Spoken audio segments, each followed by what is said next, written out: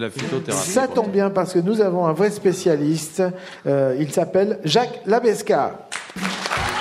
Jacques Labesca est médecin phytothérapeute, écrivain et journaliste.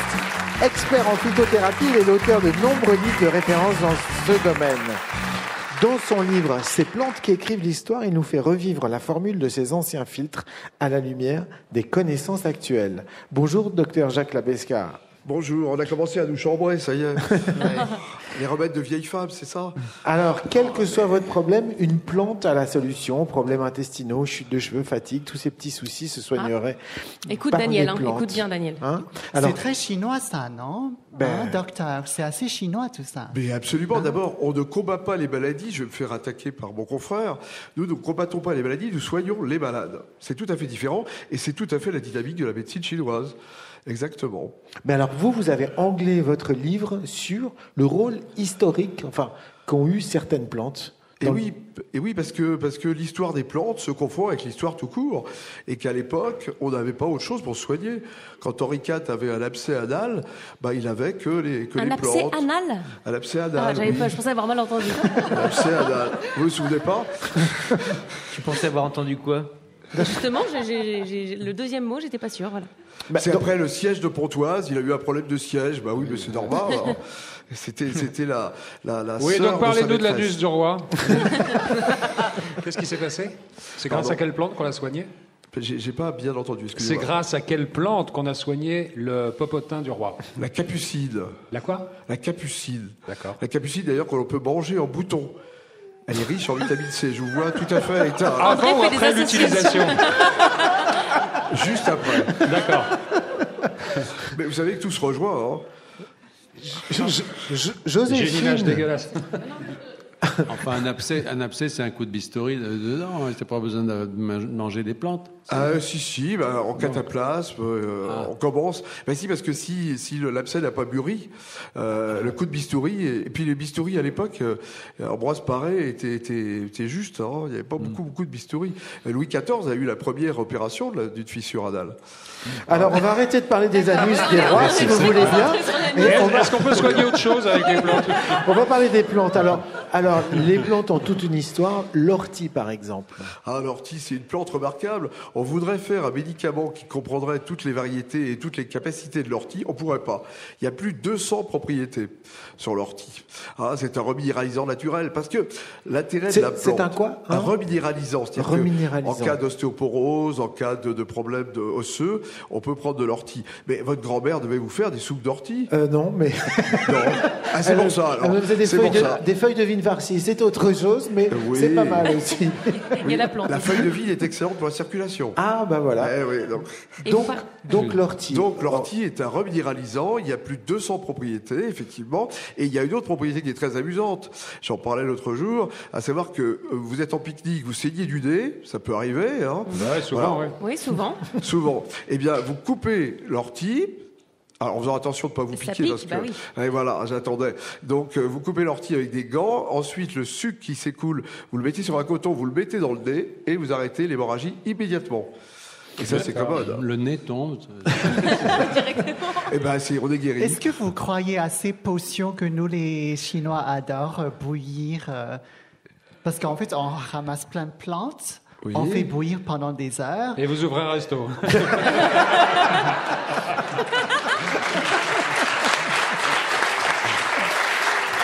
En fait, mon frère a une maladie de peau très importante, donc il a passé son enfance à boire ces potions, et en fait, c'était assez efficace. Tout à fait.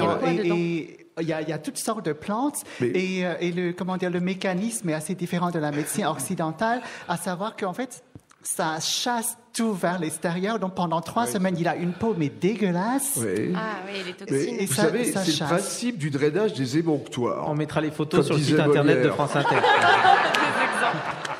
Et voilà, on peut pas être sérieux alors que nous parlons sérieusement de plantes. À chaque fois, on se fait brocarder. Hein. D'ailleurs, vous savez qu'on nous parle de remède de vieille femme, alors que le nom normal, c'est le remède de bonne femme, du latin famé, du latin renommé. Alors, vous avez raison, et j'en parlais l'autre jour à la radio, une personne qui avait un ulcère variqueux, on change, vous voyez le sujet, depuis longtemps. Vous en parliez sur une autre radio ? Sur France Bleu. Ah bon. Ça va. Ça va encore. Vous pouvez continuer. Sur France Bleu. Donc, et je lui ai conseillé de l'eau d'arquebusade. Et l'eau d'arquebusade, la formule a été transmise par François Ier, qui a demandé à un moine capucin de lui, ou bénédictin, enfin je sais pas, j'y étais pas, hein. Bon, qui lui a conseillé donc cette formule pour lutter contre les infections qui venaient des plaies d'arquebuse. Eh bien, cette patiente a noté, et depuis, en 3 semaines, elle a eu son ulcère qui a été réglé. Et c'est un ensemble de 58 plantes, effectivement. Mais pour revenir à votre question, vous savez qu'on dit toujours « ça me sort par tous les pores de la peau ». Et ce sont les mauvaises énergies, les toxines et autres. Et j'ai interviewé le professeur Montagnier, qu'on ne peut pas taxer d'être un phytothérapeute, hein, et qui me disait qu'il y avait beaucoup de problèmes qui venaient de problèmes intestinaux, par exemple. Et notamment, au niveau des maladies auto-immunes, il y a beaucoup de maladies auto-immunes, c'est-à-dire des maladies dans lesquelles on fabrique ses propres anticorps contre son propre corps, qui sont liés à un problème intestinal. Et on s'aperçoit aussi que même, les bactéries à l'intérieur des intestins agissent aussi sur les maladies neurovégétatives, etc. Exactement. Alors, Il y a une émission juste avant le déjeuner. Mais ça vous aidera à digérer, justement.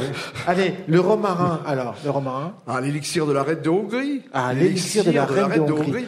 Madame de Sévigné en parlait dans toutes ses lettres. Et la reine de Hongrie, qui était Donna Isabella, avait demandé, là encore, à un ermite de lui trouver une formule contre ses vieilles douleurs.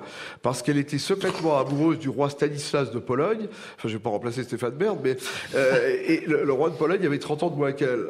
Donc, et elle avait du mal à démarrer le matin. Alors eh bien, elle a pris du romarin sous forme d'élixir de la reine de Hongrie et elle a tellement démarré qu'elle a épousé le roi Stanislas. Ça, je note. Ça, je on a note. tous, on a toutes. Ah ouais.